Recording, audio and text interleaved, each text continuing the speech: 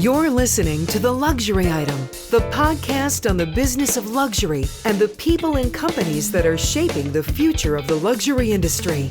Here's your host, Scott Kerr. The global hospitality industry is undergoing a transformation as luxury hotels have risen in popularity in tandem with rising global wealth and consumers' increased prioritization on immersive experiences. High net worth individuals contribute approximately 36% of the world's spending on travel and nearly 70% of the spend on luxury travel. One of the luxury hospitality leaders that has benefited from the accelerated demand for luxury travel is Marriott International, the world's largest hospitality company, which includes some of the most iconic brands in travel. My guest on the luxury item is Tina Edmundson, who is president of luxury at Marriott International. Ms. Edmundson is responsible for overseeing all aspects of Marriott International's strategy as it pertains to the company's unmatched portfolio of luxury brands, including the Ritz-Carlton, Ritz-Carlton Reserve, BVLGARI Hotels and Resorts, St. Regis Hotels and Resorts, Edition, the Luxury Collection, JW Marriott, and W Hotels. A lifelong explorer who prefers the window seat, Ms. Edmundson is a savvy brand architect whose 25-plus year career has been driven by a desire to inspire travel. She is known for her ability to successfully launch and transform brands, craft exceptional customer experiences, and capitalize on strategic business opportunities. Welcome to the Luxury Item, Tina. Thanks, Scott. Thanks for having me here. I'm so glad you could join me. So you've been with Marriott for about 16 years, and last year you were promoted to President Luxury at Marriott, overseeing its complete portfolio of luxury brands, including Ritz-Carlton, St. Regis Hotels and Resorts, Edition, the Luxury Collection, and many more. The timing couldn't be any better as the luxury travel sector is thriving like never before. Wealthy travelers have a strong desire for unique experiences that enrich themselves and their loved ones, and Marriott has been expanding its luxury footprint. Since being elevated to your new role, what has been your strategic priority? Yeah, Scott, my new role as president of luxury at Marriott has been really put in place to solidify Marriott's position, if you will, as the leader in luxury hospitality. You know, our company mission is about connecting people through the power of travel. And the way that we do it is focused really in three major areas. First is to deliver the best brands and experiences for our guests. The second is to create a loyal customer base. And the third is around growth, and we call it be in more places. And so those are really the areas of the priorities that I see. You know, and the term luxury hospitality is often overused, and the definition is constantly evolving. And in the hotel business, we're seeing new competitors, ownership structures, and business models emerging to jump on this luxury hospitality bandwagon. And the clientele landscape for luxury hospitality has also changed. And you've been in the luxury hospitality space for a while. How would you define luxury hospitality today, and where does Marriott fit into that equation? You know, in the hospitality industry, Scott, luxury hospitality is really sort of defined through Smith Travel Research, which is an independent body that sort of looks across the landscape and defines the different segments. For Marriott, we are a large, or I would say the largest operator of luxury hotels in the world. As you mentioned earlier, we have 8 luxury brands, and our brands span experiences and price points. We have more than 500 open luxury hotels today, and 230 hotels in the pipeline. And it could be 231 tomorrow, at the way things are going. Absolutely. And I want to rewind a little bit. Following the 2016 acquisition of Starwood Hotels and Resorts, Marriott's portfolio has grown to 30 hotel brands encompassing more than, would you say 5,000 or 6,000 properties, 122 countries? Now. 9,000. Oh my God. I tell you, I blinked and that's what happened. I'm going to say 122 countries, but I could be wrong there too. Making it the world's largest hospitality entity. As a matter of fact, before joining Marriott, you spent 18 years as an executive at Starwood. So you really had a unique insider's perspective there. Why did this merger make sense? It made sense on so many levels, Scott. In a way, you know, I talk about it as a perfect marriage because this was the coming together really of complementary strengths for both companies. Marriott was widely celebrated for its acumen in financial and operational excellence. Starwood, on the other hand, was really known as sort of this genius in brand and marketing. And so the coming together of the two, in my mind, made a perfect marriage. And there are many reasons that it worked out. There are many reasons that the marriage, if you will, has worked so well. So, first you think about the fact that size and scale and choice all matter in today's complicated distribution environment. The importance of scale is tremendous because it gives us leverage as we compete, across various verticals. Upfront investments have already been made in many of the brands, so it really made sense to keep all 30 brands in the portfolio. It gave us the opportunity to grow in spaces that we didn't have before, and frankly, there were consumer and development opportunities out there that, again, the marriage gave us the ability to tap into. And finally, I would say, when appropriately positioned, the brands really allowed for customers to have more choice because we were able to give more diverse experiences or offer more diverse experiences for consumers. And with the Marriott Starwood merger, you had, like I said, 30 different hotel brands sitting in front of you. You had the daunting task of differentiating them and making sure they didn't cannibalize one another. And you ended up distinguishing all the luxury brands by whether they were classic or distinctive. So brands like the Ritz-Carlton, the St. Regis, and JW Marriott brands were defined as classic luxury, while Ritz-Carlton Reserve, the luxury collection, BVLGARI, W Hotels and Additions are categorized as distinctive luxury. That must have been really fun to do. So what kind of values did you look for at that time when you were divvying up the luxury portfolio? Yeah, those were, I'm going to call it fun exercises. So we really wanted to create an architecture that was easy to understand for all the various audiences, right? And so the way that we approached it is we said, listen, classic is about timeless hospitality. So these are brands that are modern and are relevant and are timeless. Distinctive brands are those that have a unique point of view in a category or in a segment. We were able to quickly get into the distinctive luxury space with brands like W Hotels and Luxury Collection, both of which, coming into the Marriott family had pretty strong distribution.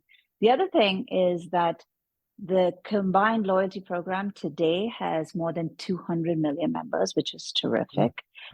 So you think about it, the benefits of the merger are really indisputable. And with the merger, what white space did Marriott fill in the luxury segment? So we were able to actually, prior to the merger, we had Edition and Ritz-Carlton, really, and JW Marriott, that were the three luxury brands that Marriott had. And having the Starwood luxury portfolio really gave us a strong entree into the distinctive luxury space with brands like W that, are 70 hotels today, but from an awareness perspective, really punches way above its weight. So think about it, 8 years later, what has Marriott learned from Starwood that has made it a stronger company? I'd say the learnings have been pretty much what we thought they would be, where Marriott has been able to take advantage of the combined loyalty program. We've had a lot of synergies. We've been able to take advantage of Marriott's operational expertise, Starwood's strong brand recognition. So that's sort of led to a much more robust and versatile company. And then the synergies, right, of being able to combine, back of house operations like accounting and finance and, call centers, et cetera, plus technology, which has allowed us to have much more personalized experiences for a guest, making sure that we continue to, maintain a lead, if you will, in the luxury hospitality segment. The topic of cannibalization between hotel brands is always a hot one. Marriott's portfolio of luxury brands makes for interesting bedfellows. And, in theory, they're all rival brands competing for the same ultra high net worth customers, but with different points of view. Ritz-Carlton and St. Regis perhaps most similar in the sense of being steeped in heritage, tradition, and service-oriented hospitality. Have you found in your research that there are distinct customer personas that connect emotionally to the narratives of each of these brands? Yeah, Scott, it is really a hot topic. But I would say there is absolutely a cohort of guests for whom a particular brand resonates emotionally. And we see this in the data. We see it in the data for brands like Ritz-Carlton, Edition, W Hotels. Now, bear in mind that in the broad scheme, these are relatively small brands. And, luxury brands are typically not widely distributed. Even a brand like Ritz-Carlton, right? Only 100 hotels. A brand like Edition, we just opened our 20th hotel. So they're not widely distributed. And at the end of the day, we know that the high net worth guest is loyal to luxury, and they will pick the best hotel that fits their needs in a particular location based on their trip purpose and travel need. I always talk about the fact that, brands make a promise and they help a consumer make a choice because the consumer already knows, they have trust in the brand, they already know what to expect in terms of product and service. Marriott had a strong 2023 and it continuing into this year, and it really underscores how Marriott has continued to benefit from resilient travel demand despite economic uncertainty in many regions. Marriott said it had seen particular strength in luxury hotels. You had record luxury signings last year. Ritz-Carlton, St. Regis, W Hotels, and others in the portfolio opened a number of properties around the globe with more waiting in the pipeline. So with luxury travel showing no signs of slowing down and the number of ultra high net worth individuals expected to rise significantly over the next several years, is Marriott pursuing more aggressive growth of its luxury portfolio than it has in the past? Your growth is an important area of focus for Marriott, period. I would say that today our luxury portfolio accounts for about 10% of our total rooms, and those 10% account for 20% of our revenues. What we see, Scott, in our pipeline is that it really reflects the same trend. So think again, 10% of the pipeline will continue to be luxury. And which regions or locations are offering the greatest potential these days? Continues to be Asia Pacific, but we also see a huge opportunity in the Middle East, particularly right now. It's interesting, like many luxury brands thrived in second tier cities in the post-pandemic world, thanks to people moving away from the mega cities. Have you considered more locations that would have not traditionally been considered luxury locations get luxury branded products? Absolutely, and we've seen that, right? Particularly in the recent past, we've seen guests move away from, or consumers really move away from not just a focus on the major markets, the New Yorks, the Londons, the Miami, but increasingly a desire to go into uncharted territories, to even go into secondary markets. And so we're seeing a lot of interest from consumers and therefore from developers. In the US, markets like Savannah, markets like Charleston, outside of the US, markets like Tbilisi, Georgia, or Risai Valley in China. And I don't think that that's going to stop. Marriott's competitors are also eagerly investing in the top of the chain scale of their portfolios. They're either adding luxury brands to their portfolio through acquisition or rapidly building out more luxury properties. It's really turning into a luxury hospitality arms race at this point. What has been Marriott's approach in its growth development for the luxury portfolio in terms of products and destinations? So, Scott, we will continue to grow organically with our existing brands. There are, frankly, many markets today where we don't have presence. So this is a big focus for us. An example in the US would be markets like Moab or Big Sky or Jackson Hole. So, tons of opportunity with our existing brands. We also continue to look for opportunities in geographies, or experiences where we feel there's a white space in our portfolio. And then thirdly, and very importantly right now, we're looking into adjacencies. And so an example of that would be the Ritz-Carlton Yacht Collection, right? So still within the travel space, but a space that we haven't explored before, or all-inclusive. We'll open our first luxury all-inclusive with the W in Punta Cana by the end of this year.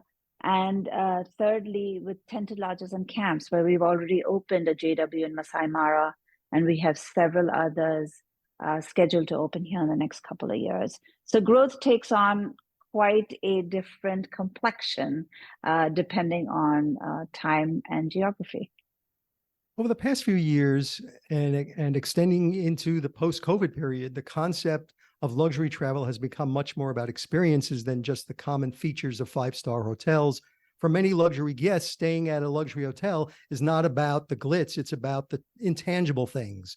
You know, they want more anticipatory customer service, more wow experiences, more unreasonable hospitality, to steal a phrase from someone else.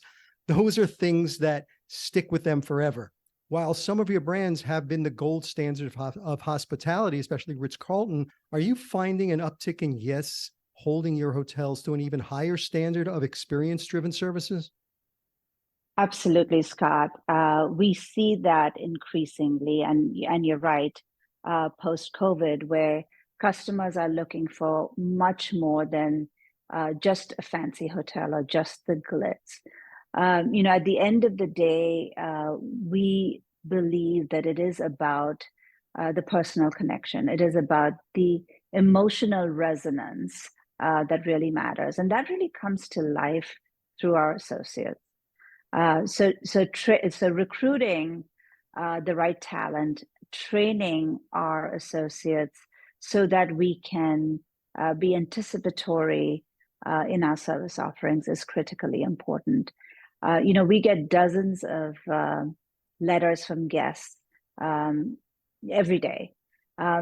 Very rarely is a guest writing in to tell us how beautiful the hotel was.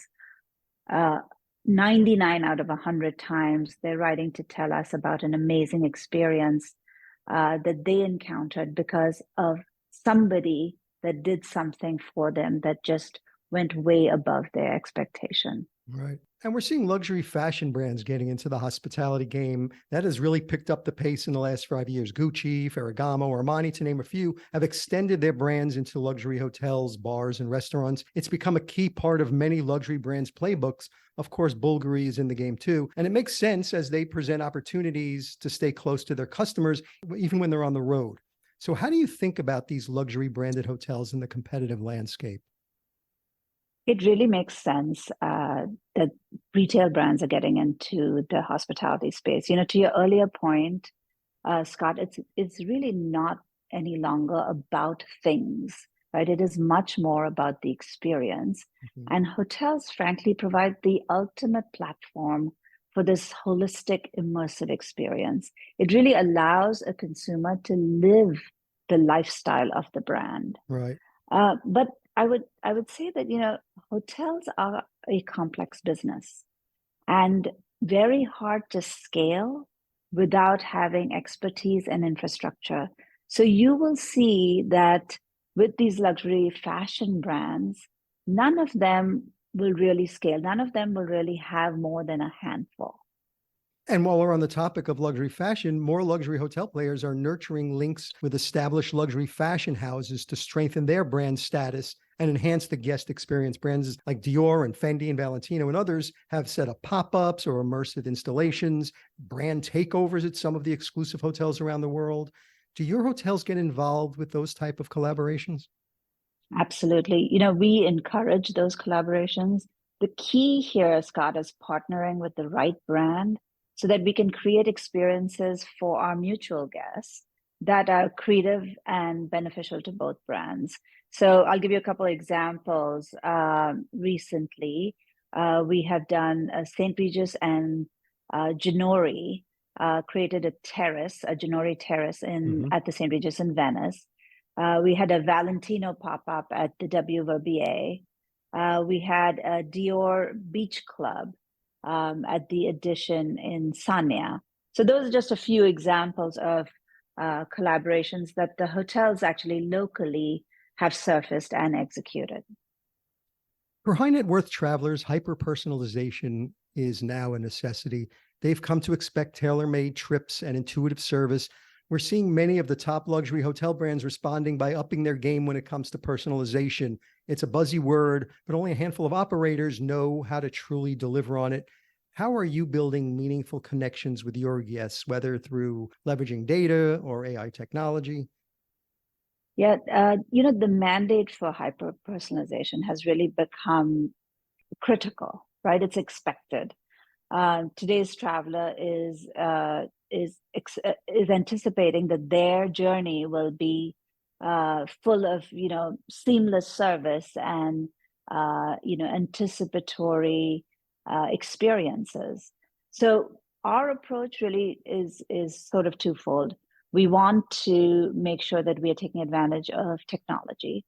So whether it's AI or simply capturing preferences from a guest, but then the key is being able to deliver, being able to execute on it, so that we are delivering that unreasonable hospitality that you spoke of earlier. Sometimes it is not only about you tell me what your preference is and I deliver for you, because that's a bit expected. It's really about observing guests and being very in tune to how they're feeling that day, and having the associates really respond in a way that is appropriate in the moment. So I want to pivot and talk about the brand adjacencies to the hotel product. A couple of years ago, the Ritz-Carlton Yacht Collection officially entered the cruise business with the launch of the 298-passenger super yacht, Evrima. And this year, your newest yacht, Ilma, is slated to set sail, and a sister ship to follow next year, I think, if the timing is right. And the cruising world is a whole different ball game with its own set of challenges and expectations. Marriott is the first of its hotel and resort peer companies to test the waters on yacht-style cruising. What is the core strategy behind the Ritz-Carlton Yacht Collection? Scott, Ritz-Carlton is a powerful brand, and we wanted to get into this desirable space of yachting, but we also knew that we had to change perception of the industry. We deliver a very personal, intimate, and sophisticated yachting experience. Now, it's not a cruise with, hordes of people and bad buffets, right? Think about it as having a rich uncle with a fabulous yacht that you happen to get invited on. So our strategy is really around having experiences where we know our customers want to be and want to have. And we want to create this ecosystem and have this travel platform so that we're keeping the customer in our ecosystem, regardless of what their travel needs are. Were you finding with Evrima that a lot of them were first-time cruisers? Yeah, surprisingly, I would say close to 50% of the guests are first-time cruisers. So what that means is that we are tapping into a whole new segment of travelers, because this traveler wouldn't ordinarily take a cruise, but they are fascinated and interested in having this Ritz-Carlton at sea experience. And branded residences have been an integral part of the Ritz-Carlton and St. Regis offerings and have been playing in the space for a while. Over the past couple of years, even with higher mortgage rates and recession fears upending the high-end housing markets, buyers are still paying up for residences affiliated with luxury brands, even when there's no hotel attached. Do you see branded residences as a bigger pillar of growth for Marriott? Absolutely. Branded residential will continue, I think, to be an area for growth for us. We talk about this guest for whom the brand resonates so deeply that they want to check in and never check out. So, Scott, today we have over 100 luxury residential projects, and we have about 90 more in the pipeline. And luxury brands and car makers have also encroached into the branded residences space too, from Armani to Missoni to Aston Martin and Bentley. Do you think those branded residences appeal to a different type of clientele, or are they in your competitive sandbox, so to speak? Truthfully, I think they are in our competitive sandbox in a way, but it really depends on what the customer is looking for. So, we still sort of are offering hospitality. But if a customer is really looking for an automotive ethos, if you will, design and sort of that vibe, then they might choose one of the car manufacturers, or I would say, very similar for a retail brand. Um, I think it's in the same sandbox, but it really depends on what the guest is looking for. So luxury travel continues to be in full swing. What do you see as some of the big luxury travel themes for the rest of this year and going into next year? The two that I feel are most compelling right now, Scott, are well-being, right? Post-pandemic, I think there has been an acceleration of intentionality around self-care and well-being. And increasingly, people are seeking solutions, whether they are at work or at play, to take care of themselves and take care of their loved ones. So I don't see that going away in the near term. And then the second, I would say, is going into uncharted territories. So a movement a bit maybe away from tried and true locations, and into areas that are the road less traveled, if you will. Do you think that has to do with the post-pandemic, just people just try and explore new things? Absolutely. And that's not to say, Scott, that they wouldn't go to Paris, but when they are there, they also want to go to Bordeaux, or they Right. want to go to the south of France, and take it all in. I often talk about the fact they've made their bucket list into to-do lists and not willing to wait much longer. Or, I'm not going to do it next year, I'm doing it now. So, Tina, my final question is the luxury item question, which I ask all my guests. So, if you were stranded on a deserted island and you could only have one single luxury item with you, what would that luxury item be? It can't be any form of air or water transportation to get you off that island, or anything that requires mobile service. So you can call somebody to get you off that island. It's just you on this big empty island for maybe sand and palm trees and some other debris, maybe washed on shore, and lots of ocean. What would that single luxury item you would like to have with you? I think it has to be my St. Regis pillow. I love that you're on brand. Any reason why? Because it's a magical pillow. You have to try it, Scott.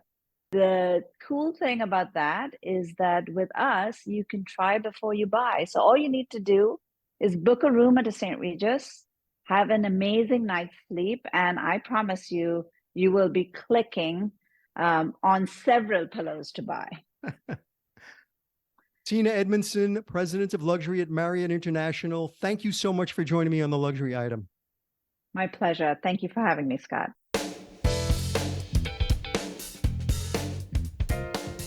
That's it for this episode of the Luxury Item Podcast. Thank you so much for listening. If you found this useful and entertaining, I would be really grateful if you can share it with a friend or colleague. I would love it if you subscribe so you never miss an episode. And while you're there, be sure to rate and review us on Apple Podcasts. It really helps other listeners find us. The Luxury Item Podcast is a production of Silvertone Consulting. I'm your host, Scott Kerr. Until next time.